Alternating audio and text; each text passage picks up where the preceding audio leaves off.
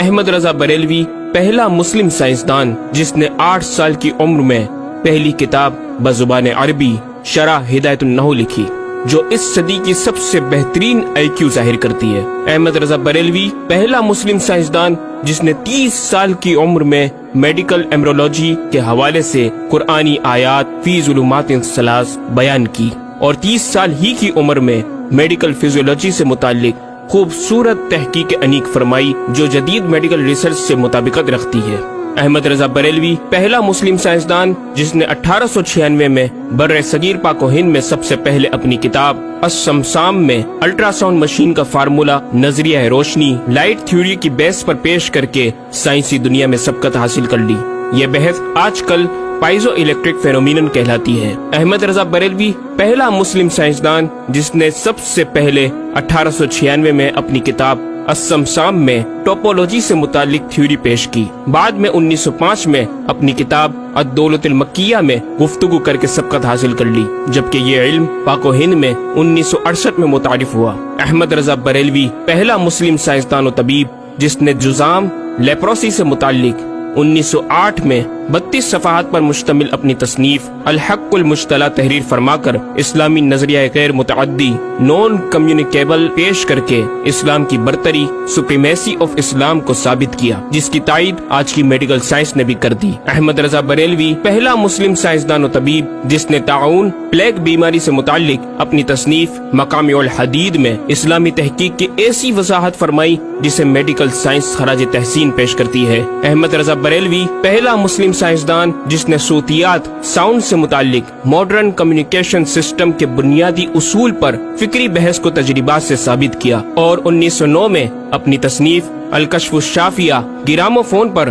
تلاوت قرآن سننے کے جواب میں تحریر فرمائی اور تحقیق کی کہ آوازیں فضا میں موجود ہیں۔ مفکر اسلام نے اس رسالے میں ابتداً فوٹوگرافی اور فونوگرافی کا فرق ظاہر کیا، نیز ساؤنڈ تھیوری پیش کر کے کان کی ساخت anatomy of the muscles tensor اور ایئر آؤٹر اور مڈل کو سماعت کے لیے ضروری بتایا، جس کی تائید جدید فزیکل سائنس نے بھی کر دی ہے۔ یہ بحث آج کل ڈیمپڈ ہارمونک موشن کہلاتی ہے، جبکہ علم صوتیات پر آپ کی ایک اور تصنیف البیان الشافیہ حکم فونوگرافیہ بھی ہے۔ احمد رضا بریلوی پہلا مسلم سائنسدان جس نے وضو اور غسل کے پانی پر پوچھے گئے ایک چھوٹے سے سوال کے جواب میں فزکس کے موضوع پر فلوئڈ ڈائنامکس سے متعلق تصنیف الدقۃ والتبیان 1915 میں لکھ کر جدید سائنسی اور فقہی انداز سے تحقیق کے انمول موتی بکھیرے اور پانی کی 307 اقسام بیان کی، اور ایک کتاب النور والنورق تحریر فرمائی جس میں پانی کی فزیکل پراپرٹیز کو 43 قسموں میں تقسیم کیا۔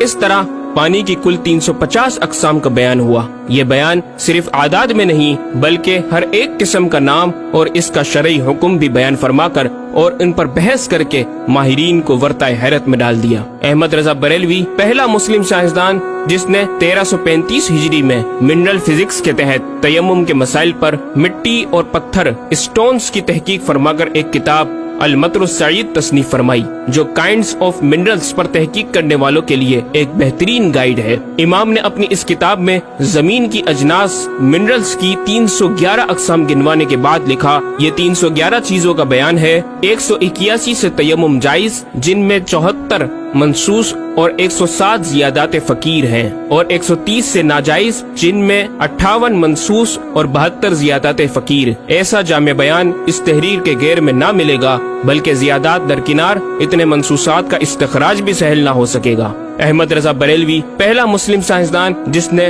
سب سے پہلے 1919 میں ایٹمی پروگرام کا قرآنی تصور ومزقناہم کل ممزق اور ہم نے اسے پارا پارا کر دیا سے استنباط کر کے اپنی کتاب الکلمۃ الملہمہ میں نظریہ ایٹم بیان کیا، اور جے جے تھامس کے نظریات کی تائید کی اور دلائل عقلیہ سے پہلے آیات قرآنیہ پیش کی، اور امریکہ میں جوہری توانائی کے کام کا آغاز کرنے والے پروفیسر البرٹ آئنسٹائن اور لندن کی ملکہ این سے سر کا خطاب پانے والے مشہور سائنسدان نیوٹن کے خیالات کا 5 دلیلوں سے رد کیا، اور اپنی تحقیق میں ایٹمی نظریے سے متعلق طویل گفتگو کی اور غلبہ اسلام کی حقانیت کو ثابت کر کے مفکروں مدبروں کو دعوت فکر دی۔ احمد رضا بریلوی پہلا مسلم سائنسدان جس نے زمین کے ساکن ہونے کے حوالے سے 1919 میں 4 فکر انگیز کتب تحریر فرمائی اور 115 دلائل سے یہ ثابت کیا کہ زمین ساکن ہے اور سورج سمیت تمام سیارے اس کے ارد گرد گھوم رہے ہیں۔ احمد رضا بریلوی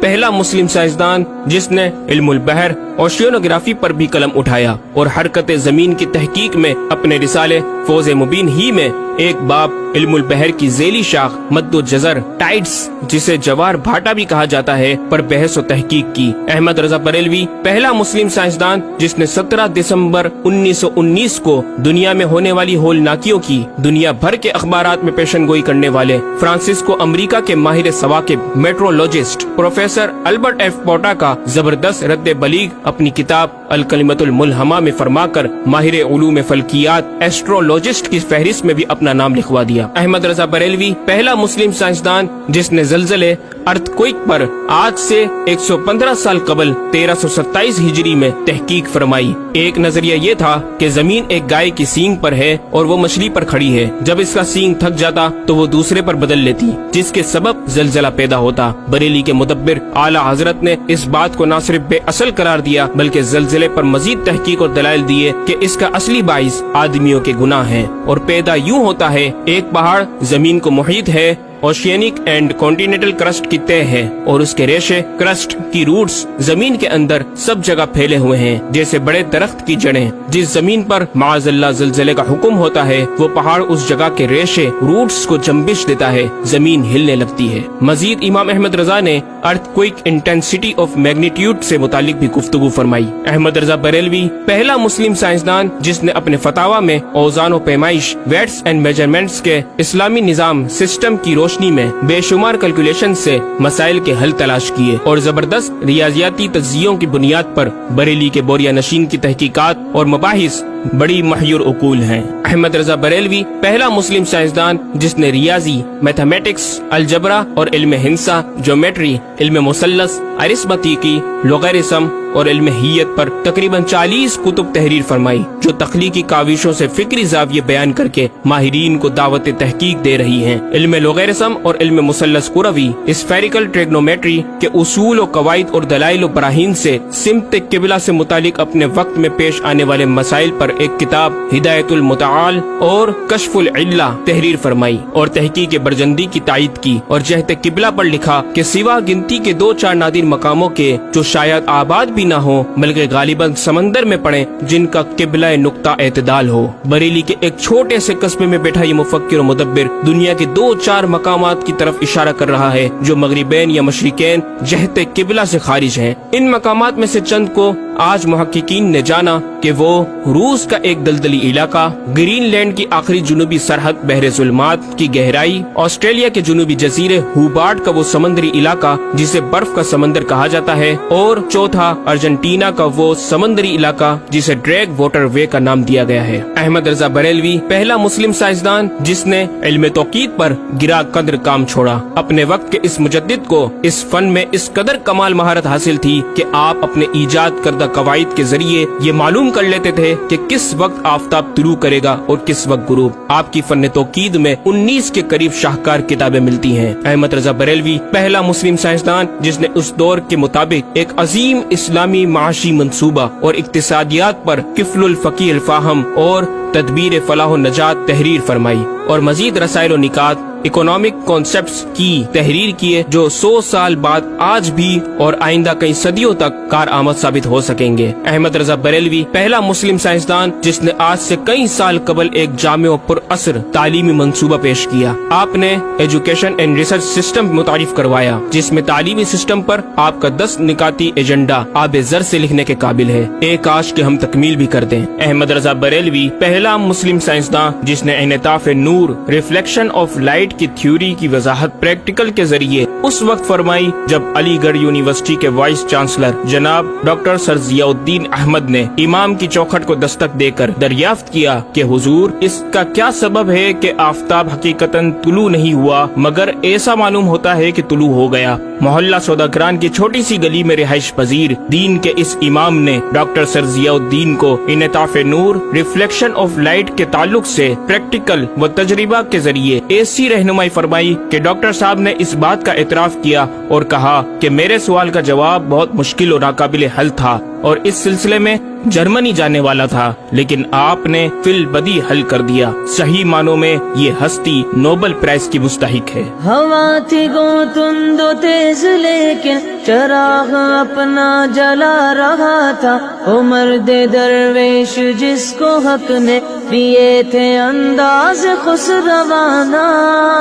احمد رضا بریلوی پہلا مسلم سائنسدان جس نے 14ویں صدی کا سب سے بڑا فقہی انسائکلوپیڈیا العطایہ النبویہ فی الفتاوی الردویہ معروف بہ فتاوی رضویہ جہازی سائنس کی 12 ضخیم جلدوں پر محیط عالم اسلام کے لیے لکھ چھوڑا۔ احمد رضا بریلوی پہلا مسلم سائنسدان جس میں علم عروض میں بیش بہا خزانہ حمد باری تعالی، مدح خیر الانام، مناقب، تاریخی قطعات کے علاوہ دیگر علوم و فنون پر بھی اشعار لکھ کر شاعری کو فروغ دیا۔ احمد رضا بریلوی پہلا مسلم سائنسدان جس کی تحقیقی خدمات پر کثرت سے ایم فل اور پی ایچ ڈی مقالات لکھے گئے اور ان پر محققین نے اعلیٰ ڈگریاں حاصل کی۔ اسلامیہ کالج لاہور کے پروفیسر مولوی حاکم علی بی اے نے امام اہل سنت سے زمین کی گردش سے متعلق سوال میں آپ کو کچھ اس طرح مخاطب کیا کہ غریب نواز کرم فرما کر میرے ساتھ متفق ہو جاؤ تو پھر انشاءاللہ تعالی سائنس کو اور سائنسدانوں کو مسلمان کیا ہوا پاؤ۔ جواب میں آپ نے ایک تحقیقی کتاب نزول آیات فرقان تحریر فرمائی اور اختتام پر پروفیسر صاحب سے